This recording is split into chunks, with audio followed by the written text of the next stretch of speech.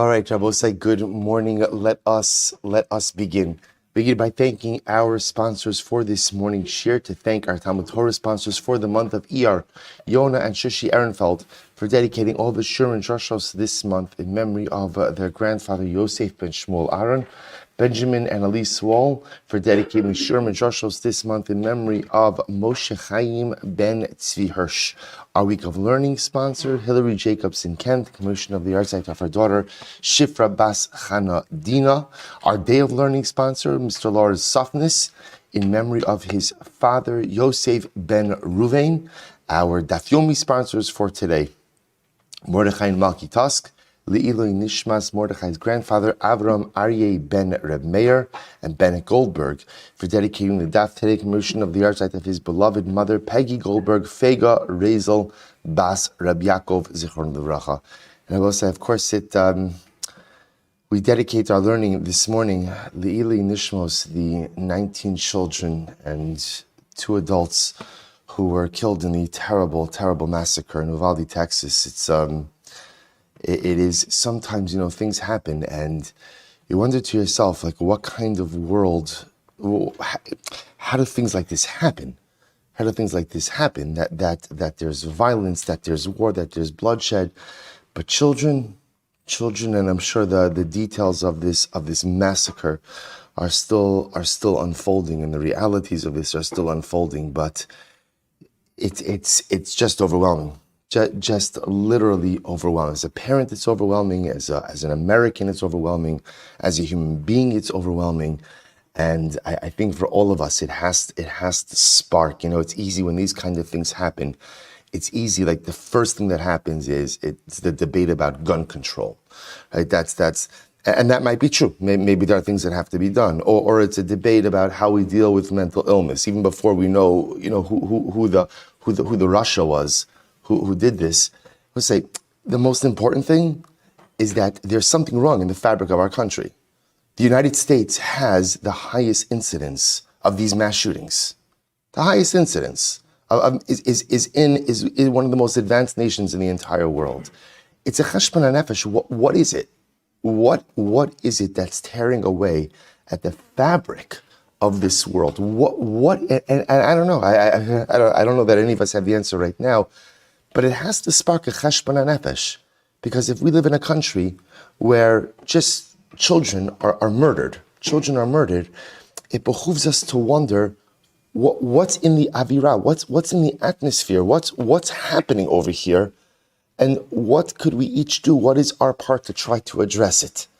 So obviously this morning is not a time for answers. It's just a time of reflection and a time of intense pain and suffering and mourning. But we hope that our learning will somehow provide an aliyah for the neshamas of these innocent victims, and somehow allow HaKadosh Baruch Hu to provide strength for these families who have such a long journey of pain and adversity ahead of them. And halavai, we hope that the day will come where such things will be a memory of the past, where mankind will embrace the idea and the ideal of shalom as a lechatchila.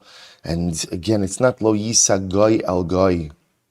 It's not just, the Navi talks about nations shall not lift up arms against other nations. We've come to see it's not just nations, but halavai, we should just be able to live by our neighbor in peace.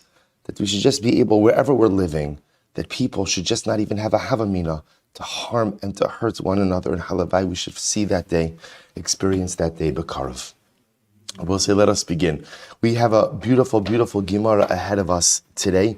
The Gemara is picking up, our daf today is Ayin Tes 79, and we are picking up at 78b. So we left off, Rabosai, with the Gemara, Amar Rav Chana bar Ada, Nesinim David Gazer Aleim. So a lot of Gemara to do today. So we'll say it's about, it's 2, 4, 6, 8, 10, 12, 14, 16, 18, 19 lines up from the bottom. So Rav Chana bar Ada, Nesinim David Gazer Aleim. David HaMelech was the one who decreed that the Nesinim should not enter into the assembly of Klal Yisrael. And I will say, when we speak about not entering into the, well, fine, right, he goes around the Nesinim, let's just leave it like that for now. Shneimar, Vayikra HaMelech leGivon. And I will say, now, when did this happen? So it's an incredible story. Vayomer HaMelech leGivonim, Vayikra HaMelech leGivonim. The king called out to the Givonim, Vayomer Alehem, and he said to them, Va'givonim lo mibnei Yisrael hema. And the Givonim were not part of the Jewish people. Shene Emar, so my time gazra alahu. So we'll say, so ultimately, the Gemara is picking up over here on the pasuk that says, Va'givonim lo b'mnei Yisrael hema. They were not part of Klal Yisrael. So they were attached to Klal Yisrael, as we're going to see, as water carriers, as servants, but they were not part of Klal Yisrael. Why were they not part? My time of Gazra Alayhu. Why was David HaMelech gozer upon them that they cannot join Klal Yisrael? D'chsiv, listen to this. Vayirav b'mei David shalosh shanim shana achar shana. So the Gemara says, listen to this. There was a massive famine during the days of David HaMelech, massive famine for 3 years, 3 consecutive years. So Rabbi will say, listen to this. Shana Rishona Amar Lahem Shema Ovdei Kochavim Yesh Bachem. In year 1 of the famine, David HaMelech understood a famine like this doesn't affect the people for no reason. There must be a reason. There must be a reason. So perhaps, again, there was Ovdei Avodah Zarah. Perhaps the people are worshipping idolatry. As you see in Kriya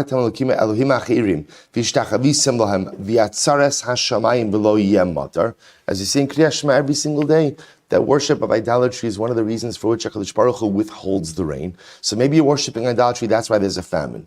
Badku v'lo matzu. They went ahead and they searched to see if people are worshiping Avodah Zarah. They were saying, Baruch Hashem, a wonderful thing. They weren't finding systemic Avodah Zarah. Okay, Shniya. So now the second year came. Amar lahem Shema Ovrei Avera Yesh Bachem. Maybe people are immoral. Maybe there's immorality. I just want to point out what's fascinating about this is that what David HaMelech is modeling and teaching us is when bad things happen, we have to introspect. See, I will say there's this fine line, because on one hand, just because something bad happens doesn't mean that a person, an individual, or a group did anything wrong. There is a concept of tzaddik v'ra'lo, that sometimes, again, apropos to what we were talking about before, bad things happen to good people. Bad things happen to good people. But I will say, but from a self-growth perspective, what David HaMelech is saying is, if as a people we are encountering this adversity, it behooves us to introspect. It behooves us to introspect. Will we understand why Hashem is doing what He's doing? Who knows? But Lamaisa, the job of a Jew, when the Jew encounters adversity, is to introspect. So it's not raining, is there Avodah Zarah? Okay, second year, it's not raining, is there immorality? D'chsiv, va'imanu revivim malko shlahaya, we'll say, by the way, the good news is they looked for systemic immorality, didn't find it. Baruch Hashem. So I will say, Shlishes Amar Lahem, Shema Postgate Staka Barabim Yesh B'Chameinos, and it's so interesting. Third year still wasn't raining. So, okay, maybe are there people who are pledging tzedakah and not paying? And I will say, by the way, isn't this fascinating? Right? So we're talking about reasons why HaKadosh Baruch Hu withhold rain. Avodah Zarah, got it, right? Gila Rayos, immorality, got it. Now when they come to year number 3, and David HaMelech is looking for a reason, maybe people are pledging tzedakah in public and not carrying through. I will say it is fascinating to see how this transgression is grouped with the other 2, right? In other words, I will say if you were scripting this, what would they have looked for in year number 3? Murder, right? Murder, shvichos damim. Now again, they don't look for shvichos damim for one simple reason, which is why? Why doesn't that come up? If there's murder, you know about it. Right? In other words, avodah zarah you could hide. Immorality you could hide. Bloodshed you can't really hide. But it's fascinating to see what's so bad about making tzedakah pledges in public and ultimately, again, not paying. I will say, because ultimately, again, what that represents is a sense of false piety. If there is one thing that the Ribono Shel Olam despises, it's false piety. In other words, Kadosh Baruch Hu just wants one thing of us. He doesn't ask perfection. He doesn't even ask us to be pious. He just asks us to be honest. Just be honest. Be honest about what you are. Be honest about what you're not. And it's okay. It's okay. But don't go ahead and put forward an image of piety. That's post-gate tzedakah berabim. Don't go ahead and make an image of piety. I'm giving this, I'm doing this, I'm helping this, I'm this. And it's not true. It's not true. That disingenuousness is disingenuity. Good, thank you. That disingenuity, ultimately, again, it's saying that Kadosh Baruch Hu has just no appetite for. So they looked, they couldn't find anything. So both say 3 years, right? 3 years of consecutive famine, 3 years no rain. They searched immorality, our idolatry, immorality, false piety, nothing. We'll say, look at this last line, and this is a leader. Amar. In hadavar tali elabi. David HaMelech says, the matter must now say, this doesn't mean that David HaMelech is saying, it must be my fault. It must be my fault. See, I both say, if you notice what happened in the first 3 years was, the way it started was, the famine starts, and what was David Amar lahem, Shema, whatever the Avera is, yesh bachem. He said to them, maybe there's something wrong with what you're doing. In the first, for 3 times, Allah says to the nation, perhaps this situation is reflective of your spiritual standing or lack thereof. At this point in time, David HaMelech realizes that the issue is not with the nation. Now, that doesn't mean David HaMelech is saying there's something wrong with me, but rather what he's saying is the problem is something I, the king, have to address. In other words, David HaMelech owns the problem. The first 3 attempts were an attempt to say someone else has to look into the problem. People, what's going on? Avodah Zarah, Shvichos, Gila Rayos, Tzedakah, you look. Now, okay, it wasn't the people, they did their part. David HaMelech says, I own it. We'll say that's leadership. Leadership is there's a problem. The leader is not saying that ultimately, again, it's his fault. But what he's saying is the problem is my problem. I'm going to try to, now I realize I have to fix this. It's not something that people could fix, I have to fix it. Watch this. Miyad vayvakish David es Pnei Hashem. So ultimately what happens? David HaMelech goes to seek out HaKadosh Baruch Hu. Maihi, what does that mean? He went and he asked the Urim V'Tumim. Remember again, the Urim V'Tumim, the Kohen Gadol wore a breastplate to Choshen. The Choshen had a fold. Inside of that fold was the 72-letter name of Hashem. And Kiviyachol, that fold almost operated as the spiritual battery of the Choshen. See, you were able to, and it's called that was called the Urim, piece of paper was called the Urim V'Tumim. Hey, so ultimately you were able to ask HaKadosh Baruch Hu a question, and the Yevamos would answer through the Choshen. So the Gemara says, "My mashma, Amar Belazar Asya Pnei Pnei, Ksiv Hacha Vayvakish David es Pnei Hashem, Uksiv Hasam V'Shalo B'Mishpat Urim V'Tumim L'Fnei Hashem." Vayomer Hashem al Shaul. Hashem says to Shaul. Vayomer Hashem. Hashem says to David, "Do you want to know why there's a famine? Listen to this. El Shaul ve'el Beis Hadamim al Asher Hemis es Hagivonim." Hashem says to David, "Do you know why the famine is happening? Because of Shaul, and because he killed the Givonim." Okay, what does this mean? Al Shaul shlo nisbad ka'alocha. I both say ultimately the people are being punished because when Shaul was killed, remember again, Shaul died in war with the Plishtim. When Shaul died in war and he was buried, the people did not eulogize him appropriately. They didn't eulogize him. They didn't give him a proper levayo. They didn't eulogize him appropriately. Ve'al beis hadamim. And what does it mean? Because Shaul is guilty because he has blood on his hands. Ala sherhimis es hagivonim. Because he killed the Givonim. He killed the Givonim. V'chi heichan matzinu b'shal shehimis hagivonim. Where do we see that Shaul went ahead and killed the Givonim? Ela mitoch shaharag nov ira kohanim. Shayimaspikin lahem mayim umazon. Ma'ala alav akasav kilu hargan. We both say this is absolutely incredible. Shaul, just a little bit of Navi here. David HaMelech, remember it.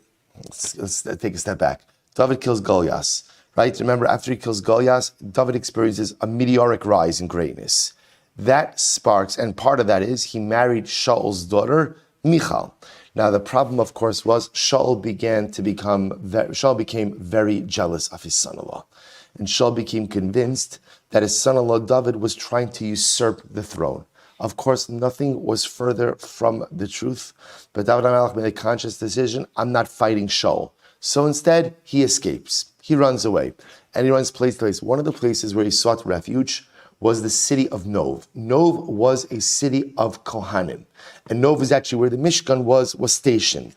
And I both say, David did not want to tell anyone what was really happening. I both say, you know how when there's some dysfunction in the family, you try to keep it in the family, right? So David HaMelech doesn't exactly want to start telling people, by the way, my father-in-law, the Shver, is trying to kill me, right? And that's not like a metaphor, right? It's actually quite literal. He's trying to kill me. David HaMelech doesn't want to get into this. So instead, he tells the people of Nov, I'm on a secret mission from Shaul. Do you have any weapons and food? So they said, we have no weapons. The only weapons we have over here is incredibly what? Is the sword and the shield of Goliath. Because they kept it by the Mishkan, like as a memorial. So we'll give you the weapons, we'll give you food. Shaul's advisor, Doeg. Remember Doeg? We just had Doeg. We had Doeg 2 days ago. What was Doeg trying to do? Doeg was trying to discredit David. From the beginning, Doeg was antagonistic towards. So Doeg sees this, and he tells the king, you see, the people of Nov are aiding and abetting the war criminal David. The people of Nov had no idea what was happening. They took David at his word. He's here on a secret mission from the king. Here's food. Here's weapons. So Shaul, again, his mind was just so consumed with rage and hatred, he wiped out the city of Nov. He ordered the city of Nov wiped out. The Rabbos say the Givonim worked in the vicinity of Nov, and their parnasa came from Nov.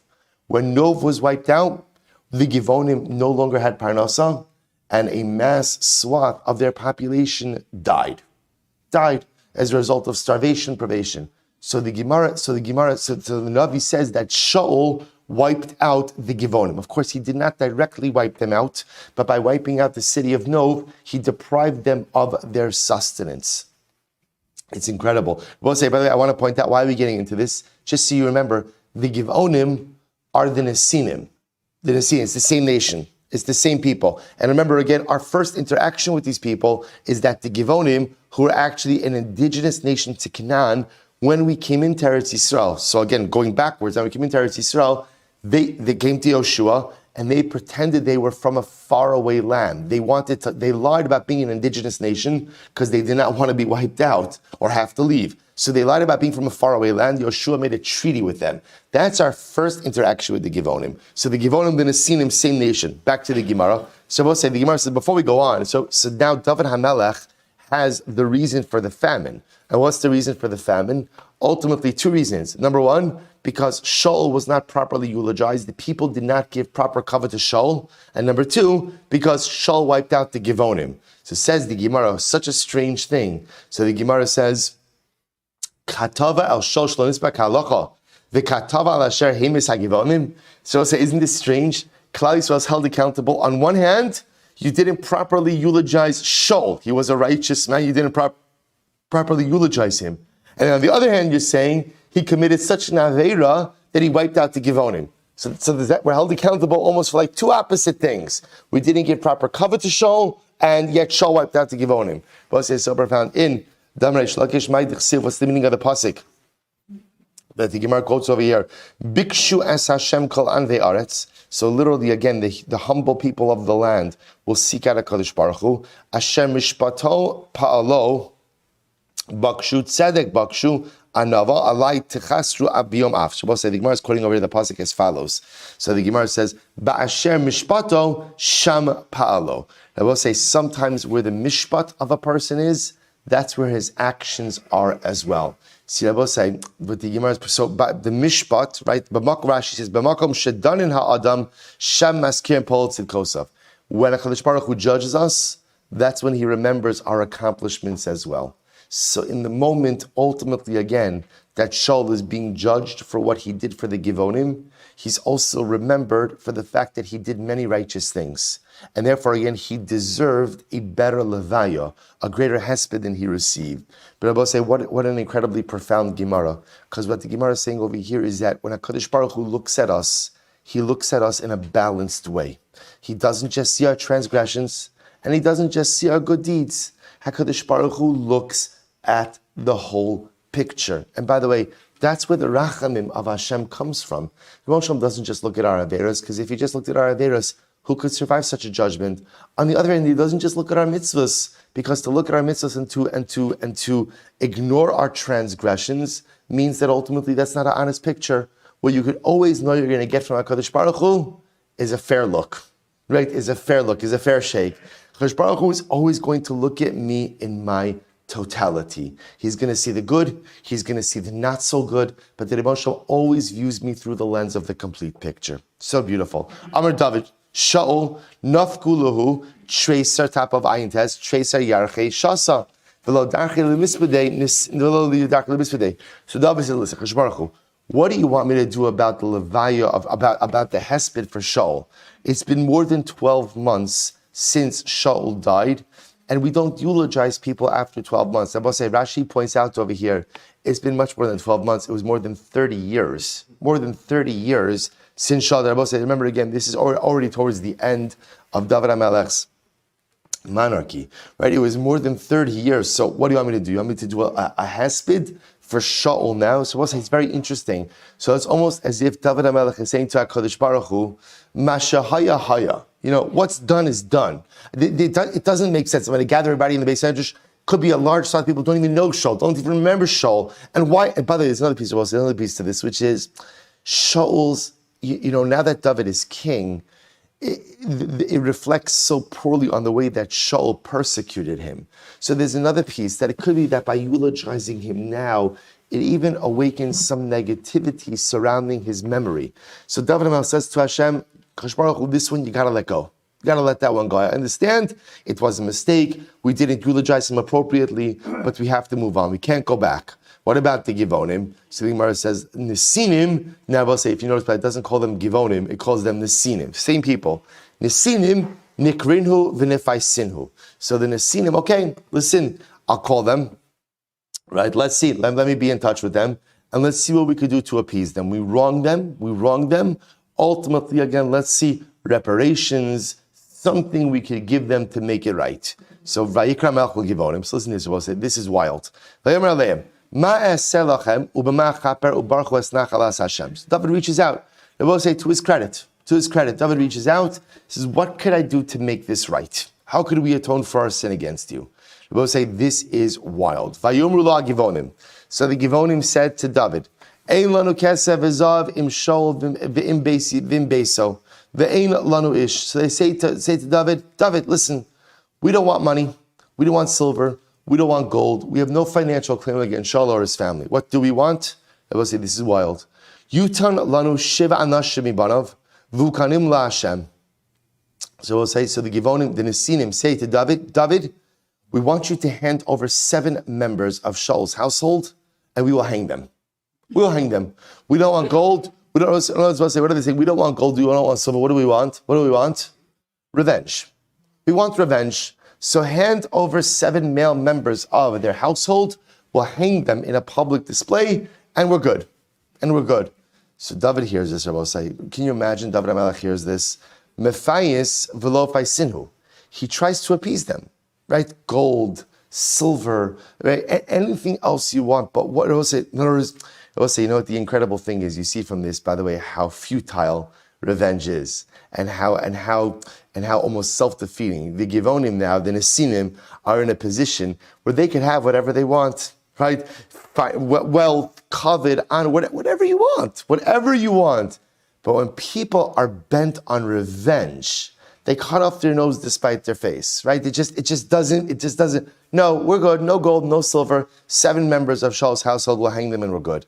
So we'll say, now, interestingly enough, now the Gemara says, David HaMelech cannot appease them. Now we'll say, just to understand what's happening over here, David HaMelech understood he had to do whatever needed to be done to appease them, right? Because at the end of the day, HaKadosh Baruch Hu says, I'm not bringing the rain until you appease the Givonim, the Nesinim. So the fact that HaKadosh Baruch Hu said this, and the fact that now the Nesinim are making this outrageous request, David HaMelech realizes deep down he has no choice but to comply. He's been effectively ordered by HaKadosh Baruch Hu to comply with the request of the Nesinim, whatever they need to be calm. That's what you have to do. So I will say, in this moment, David HaMelech has a reflective like epiphany, and he says something amazing. Amar. Shlosha simanim yeshbu mazu. And I will say, sometimes when you see the nature, the base nature of the nations of the world, you realize how special Klal Yisrael really is. And David HaMelech says there are 3 simanim, 3 character traits that mark a Jew. Number 1, rachmanim, we are compassionate. Baishanim, which literally means embarrassed, bashful, but what it really means is a certain sense of humility. The gomle chasadim. And ultimately, again, we do chesed. We perform acts of charitable kindness. Rachmanim dichsev, v'nasan l'cha Hashem, racham v'richamcha, v'herbecha, baishanim, dichsev, ba'avor tiyah yira so al panechem, gomle chasadim, dichsev, leman asher yitzava es bana v'es beiso.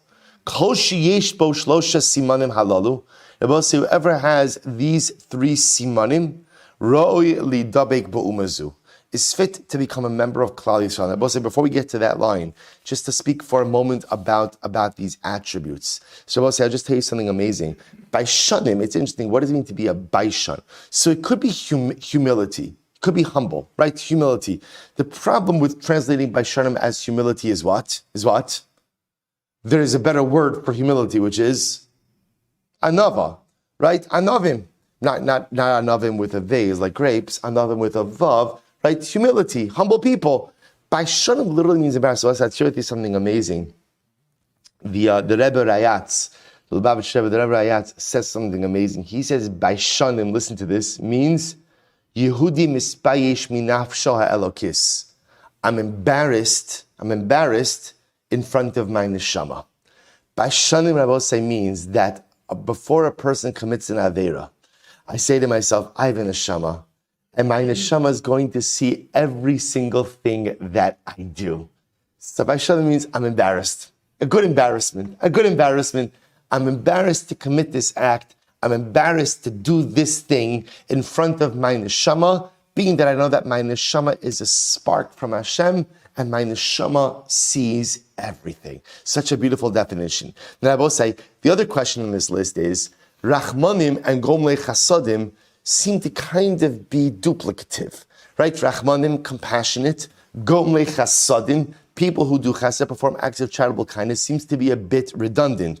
So I will say, I'm sure there's something amazing. The Shem Shmuel, the Sakhachaver Rebbe, says something absolutely amazing. I just want to quote you. I know we don't have time for it, but I'm just going to quote to you. Look what he writes. He says, Shegoma chesed, a person who does chesed, he is a person shetushukaso la'asos chesed, ubazeshu ose chesed hu mashlemes teshukaso. They will say, to be a goma chassan, to be a person who does chesed, means you have a desire to do good.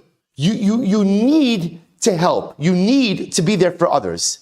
And I will say, if you can't do something to help, then by definition, there's a piece of me that remains unfulfilled. In other words, it's just something I need to do good. I look for opportunities to do good. And I'm only self-actualized when I actually do good. Rachman, I will say, on the other hand, and therefore such a person, Gomel Chasadim, is a person who's always looking for opportunities to help. Rachmanim, on the other hand, says the Rebbe, is ultimately, again, a person who looks to help when there is a need. I don't go looking for the need, but when I become aware of the need, I rise to the occasion and help. Or to say a little bit different, according to the Sakhachaver Rebbe, being a Rachaman is reactive, being a Gomel Chasadim is proactive. The Rachaman, when he sees something, there's something wrong, there's something that has to be fixed, I'm here. I'm not scouring the area to find things to do. But Lamaisa, when I become aware of the need, I will take care of it. Gomel Chasadim is someone who has such a burning and overwhelming desire to do good that I look for the opportunities. Because I am not fulfilled unless I find those opportunities. So by Shanim, Klal Yisrael has 3 midos. By Shanim, we live with a certain sense of embarrassment in front of our neshama, and that embarrassment hopefully prevents me from making mistakes because I know my neshama is going to see it. Rachmanim, we are reactive people. When we see that there is a problem, we rise to the occasion. But not only that, Gomle Chasadim. We even have the ability to be proactive and go ahead and proactively look for opportunities to make a difference. David HaMelech says, these are the 3 traits of Klal Yisrael. If you have these traits, you could join Klal Yisrael. Which I will say by definition also means that what? If you don't have these 3 traits, then what? You can't join. Rabbi say, here it is. This is where David HaMelech was gozer on the Nesinim, that they cannot join Klal Yisrael. In this episode, when he saw that all they wanted was blood, all they wanted was revenge, all they wanted to do was to hang 7 men from Shaul's home, he said, now I realize what Klal Yisrael is. Baishanim, Rachmanim, Gomle Chasadim. And everything that the Nesinim are not. And it was in this moment that David HaMelech was gozer, the Nesinim cannot join Klal Yisrael. The boss say, here we go. But as you pointed out, David HaMelech has no choice but to comply. Vayikach HaMelech hashnei b'nei Ritzpa bas Ayash hayod l'shol, ves Armoni ves Mipiboshes, ves Chameshes b'nei Michal bashol, asher yolda la'adriel ben Barzili hamecholasi. So we'll say, so David HaMelech rounds up 7 men. He rounds up 7 men from the house of Shaul.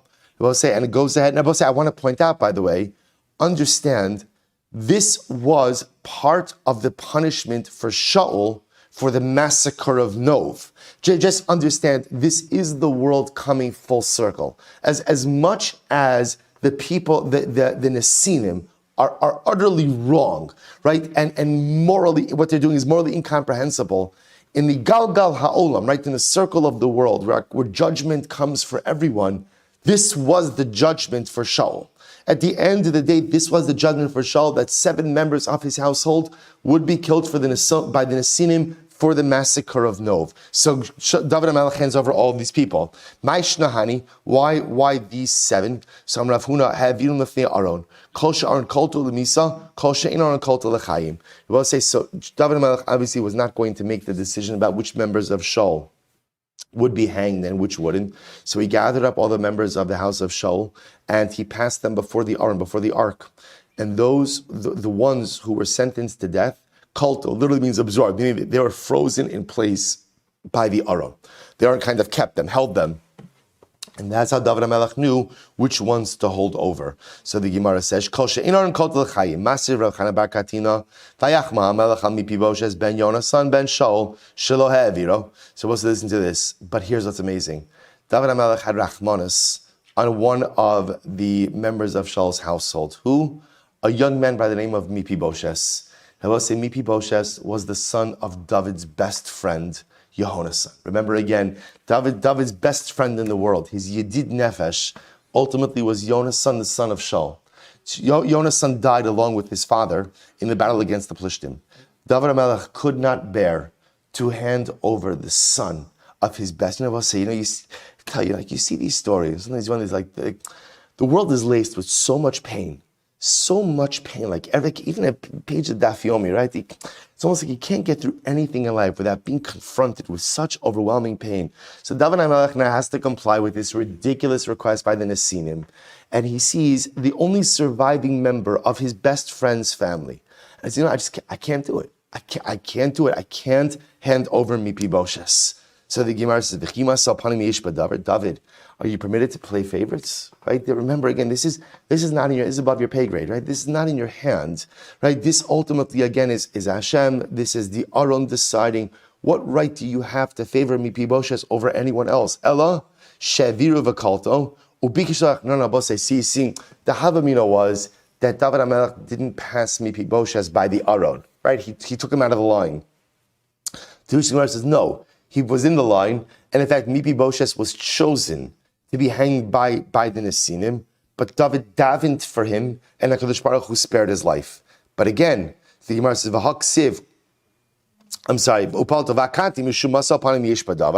but still, he was chosen, and then David davened for him to be spared. How is it, these are all, I will say, just to be clear, these are all innocent people. These are all innocent people. So why is David going ahead? Why is David going ahead and davening for one innocent person over another innocent person? See, I will say, understand what's bothering the Gemara over here. What's bothering the Gemara? What did the Yevanim ask for? What did the Yevanim ask for? What did they ask for? 7. Which means if Yona's son is spared, then, if Mephibosheth is spared, then what? Someone else is coming in. I will say, I just want to point out to you that Jewish responsa throughout the ages is filled with shilas like this. There is, right? I want to avoid the draft in the Tsarist army. I could go ahead and bribe my way out. But there's a quota. And if I'm exempted, they're going to seize another innocent Jewish child. Am I allowed to do it? He'll say, I was, go ahead, Ravashri. I was chosen in a selection, but I could bribe the guard, but they'll take someone else. So we'll say, this Shiloh is the Shiloh of our people. There is a decree against us. I could somehow finagle my way out, but if I finagle my way out, someone else who's innocent is going to take my place. Am I allowed to prioritize my life over? So that's what's bothering the Gemara over here. It's very nice that you want to have Rachmanis on Mipiboshes, the son of your best friend. But at the end of the day, if he's out, someone else is in. So the Gemara says, the Gemara is Vakati, Ella, Shebikesh Rachamim Shalo Yikletenu Ha'aron. Ultimately, again, David HaMelech David, that halacha l'maisa, that Yona's son just should not be chosen. That was his tefillah. In other words, that Mipiboshes, thank you. The David and Mipiboshes should not be chosen. In other words, had Mipiboshes been chosen and David HaMelech extricated, then that would have been a problem. But David HaMelech proactively, David, please Hashem, don't choose my best friend's son. And I'm about to say that's a permitted tefillah. So Mipiboshes was spared. He was never chosen. But the Gemara understands the reason he was never chosen was because of the tefillah of David HaMelech. As the Gemara says, but one second, the whole story is krum, right? The whole story doesn't make sense. V'aksiv lo yumsu avos albanim. They will say, I don't understand. How are the children held accountable for the sins of the father? Right? They will say, isn't this also an overwhelming line to read today? They'll say, right? How could it be that children are ever held accountable? Right? Children are innocent. So what's the pshat that the children of Shaul? Are going to be held accountable for the sins of their father? Mutav shete'akir os achas min haTorah va'ayischalo shem shemayim befarhes. You will say, it's such an overwhelming Gemara. Rabbi Chiba Abba says, here's what it is. You're right. There's a pasuk in the Torah that says that children do not die for the sins of the father. I will say, children do not die for the sins of the father. I will say, so I point out, I'm saying it's overwhelming that we're reading this pasuk today. They're reading this pasuk today once again on such a day of national tragedy. Children don't die for the sins of the father. So when children die, like we said at the beginning of the shir, it's an awakening. It has to be an awakening for something so much greater, so much more profound introspection, so much more profound. What is happening to us? They were asking what's happening to us as a people, what's happening to us as a country. Children do not die for the sins of the father. So what's happening over here, Bose? Listen to this. Says the Gemara. This is incredible.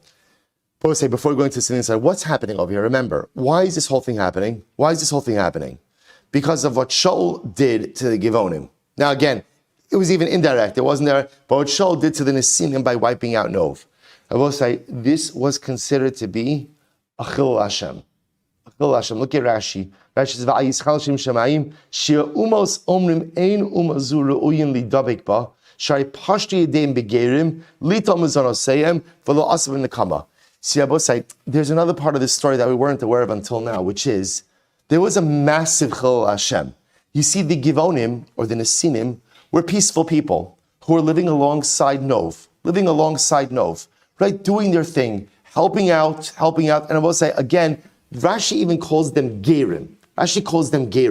Which sounds like over here that whether that means they converted, right, or they were just like a Ger Toshav, right? I will say Ger Toshav is a Gentile who accepts the 7 Noahide laws and lives in Eretz Yisrael. They were Gerim. And what happened, I will say? Shaul wipes out Nov, by definition essentially wipes out the Givonim, and there's no recourse. No one ever did good. No one ever tried to repair the damage. So Rabbi said this was a Chilul Hashem. So the Gemara says, better for a pasuk from the Torah to be uprooted than for there to be a Chilul Hashem. So we'll say, what's the pasuk? The pasuk that's being uprooted is Lo Yumsu Al. Generally, children are not held accountable for the sins of the father. But when it comes to Chilul Hashem, we have to do anything and everything to remedy Chilul Hashem. And even if that means uprooting a pasuk in the Torah, Shabbos say so dramatic. Even if it means uprooting a pasuk in the Torah, then that is what we will do. We will go and uproot a pasuk in the Torah in order to write Chilul Hashem. Incredible. So the Gemara says, Vatikach Ritzba, I will say, which by the way, just teaches you about the profundity of Chilul Hashem, the severity of Chilul Hashem. Kadosh Baruch Hu says, you could uproot a pasuk in my Torah to write Chilul Hashem. Vatikach Ritzba bas ayas asak, vatateu la alatzor, metchilas kitzir, ad nosach mayim aleim min hashamayim, v'lo nos naf hashamayim, lanuach aleim yomam, v'chayes asad layla. Rabbi say, get ready for this. Ritzpa, the daughter of Ayah. Ayah was one of the men, one of the 7 who was executed. So Rabbi say, David hands over the 7. The Givonim hang the 7. But Rabbi say that wasn't even the end of it. They left the bodies hanging. They left the bodies hanging. So Ayah, the daughter of one of the executed men, made sure that every day she spread out a cloth over the bodies to protect them from the elements and to protect them from animals. Let's say such an overwhelming, right? The daughter of one of the men executed took it upon herself. Ritzpa took it upon herself to go out and protect the bodies. I have a haksiv v'lo salin nivlaso Allah eats. But I will say, how could they do this? The pasuk says you're not allowed to leave a body hanging overnight. If somebody is executed by hanging, you hang the person, right? But then you have to take down the body before nightfall and bury it properly. So how are they able to leave the bodies hanging for an extended period of time? Rabbi Mutav shati akar os achas minatora v'yis kadesh shem shamayim befarhesya. I will say, because again, what's happening over here is the execution of these individuals was considered to be a way to write the Chilul Hashem. The leaving their bodies hanging was considered to be a Kiddush Hashem, a sanctification of God's name. Now, how is it a Kiddush Hashem? She'ovrim v'shavim over, because it was so people would pass by and they would see the bodies hanging. They would see, Mativan Shal Elu, who are these people? Halalu b'nei malachim. This is royalty. These are descendants of royalty. So the Gemara says, so what did they do wrong? Pashtu yidehim begerim gerurim. Rabbi say they went ahead and they set their hands against lowly converts, lowly gerim. Amru ein lecha uma shiruya lidabik bakizu. Uma b'nei malachim kach b'nei hadyotos al achas kama v'kama. Uma gerim gerurim kach Yisrael al achas kama v'kama. Both say the Kiddush Hashem over here was there had to be a national reckoning for the fact that we wronged simple people, gerim, simple people, and there was no recourse. And I will say the way to right that wrong required a public repudiation of the actions of Shaul. And that public repudiation took place in the form of leaving the bodies hanging. So the execution took care of the Chilul Hashem. Shaul desecrated the name of God the people desecrated the name of God by wiping out Nov, depriving the people of the Nesinim of any type of support, them losing their people en masse. And there was never a reckoning. The execution of the 7 members of Shaul's household rectified the Kiddush, the Chilul Hashem. Now, we had to do something positive to show that we repudiate this type of behavior. And how did we do that? In a very dramatic way. They left the bodies hanging. This was the public repudiation. To show people, even monarchy is not above the law. And even monarchy is obligated to go ahead and display proper normative compassion, even to the lowliest of people. And every single Jew, monarch or regular person, is obligated to be mindful of every other human being, no matter whether they be fellow monarchs or ultimately, again, gerim, gerurim, right? Even again, people who live on the periphery. And I will say, when people saw this public repudiation of the activities of the behavior of the house of Shaul, so again, this was Mekadesh Shem Shamayim, because people saw the sensitivity that Klal Yisrael had, I will say, which is an incredible way to express sensitivity, right? Which is just a fascinating idea. In any event, the Gemara says, listen to what happened. Miyad nitosfal Yisrael mea v'chamishim elef. I will say, in that moment, right, during this period of time, 150,000 people converted to Yiddishkeit. There was such a mass conversion because people were overwhelmed. I will say, first of all, overwhelmed by 2 things. Number one, the greatest power of Am Yisrael, which is true as a collective and as individuals, is the ability to say, I made a mistake. Right? They will say, tshuva, the ability to own it. I did it. We made a mistake. Let's own it. Let's rectify it. Let's reverse course. I will say, such people saw this, the ability to acknowledge, to own, to actively own, to publicly own, to repudiate, and then to plot a different course going forward. People saw this, and they were overwhelmed by it. Shneimar vayi l'shlomo shivim elef nosei saval u'shmonim elef chotzei bahar v'dilma yisrahavu. So we'll say it's referring to the workers that he had, right? So we'll say, so ultimately, again, these workers were converts. I will say conversion over here, I just want to point out, doesn't have to mean necessarily what we call gerei emes, right? Actual converts. It could be just ger toshav. Remember, we don't need non-Jews to convert. We're not a proselytizing religion. But it could very well be that what they did is they repudiated their idolatry, became monotheists, and lived lives of Shemesh B'nei Noach. To which the Gemara says, "V'dilma Yisrael." Maybe the extra people that the Navi is referring to by Shlomo are Jews. The Gemara says, Shlomo didn't employ any avadim from Klal Yisrael for the building of the Beis Hamikdash. V'dilma Dugzar. Maybe these were other just hired workers. So the pasuk says over here, Vayispar Shlomo kol anashim hagerim asher b'aretz Yisrael acharei hasefar asher sefaram David aviv vayimtzu 150,000 u'shlosh alafim v'sheish meos. Okay, so I will say that reckons the additional 150,000. So I will say this whole story, the point of this story is the Nesinim, right? I will say ultimately, again, remember our Mishnah said Nesinim are asurim. Nesinim can't join the General Assembly, which means they could convert. If a Nasin converts, ultimately he can become a Jew. But what can't he do? He can't marry into the general marital pool, just like a mamzer. So the Gemara is just trying to figure out where did the prohibition on the Nesinim come from? I will say, where did it come from? David HaMelech. Why did he decree that they can never join the general marriage pool, even if they convert? Because of this episode.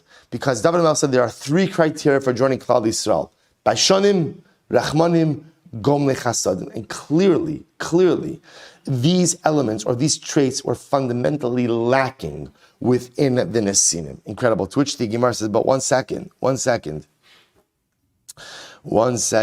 Gemara says, Unesinim David Gazar Aleim. Was David HaMelech the one who was Gozer? The Nesinim can't join Klal Yisrael? Moshe Gazar Aleim. Moshe already was Gozer on them, because what does it say in Vaschanan?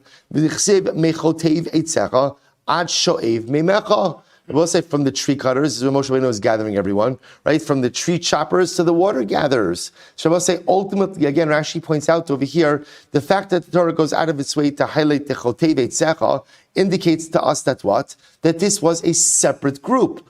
Who was the separate group? It was the Nesinim. And Moshe Rabbeinu already said that they are relegated to a separate status, a separate grouping. Moshe Gazar lahu dara. David Gazar lakoli dara. I will say incredible. Moshe Rabbeinu was only Gozer on the Nesinim for his generation. It was a generational edict.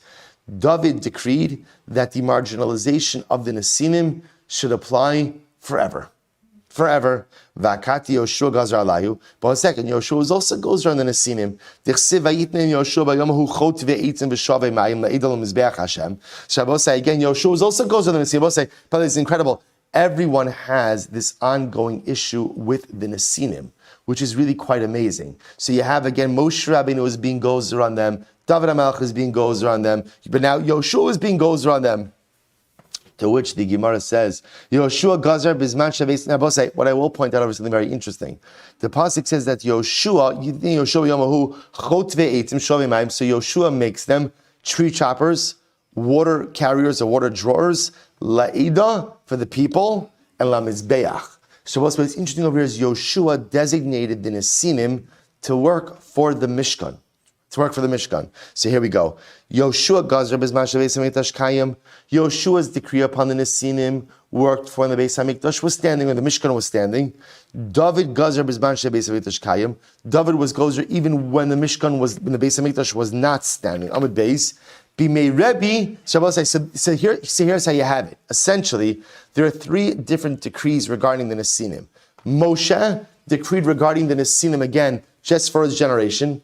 Yoshua decreed that the Nesinim should be marginalized for specific service when the Beis Hamikdash stood, and David's decree regarding the Nesinim spanned for all generations. So it says something amazing. Bimei Rebbe, Bikshu lahater Nesinim. In the days of Rebbe, apparently they wanted to permit the Nesinim to join the General Assembly of Klal Yisrael.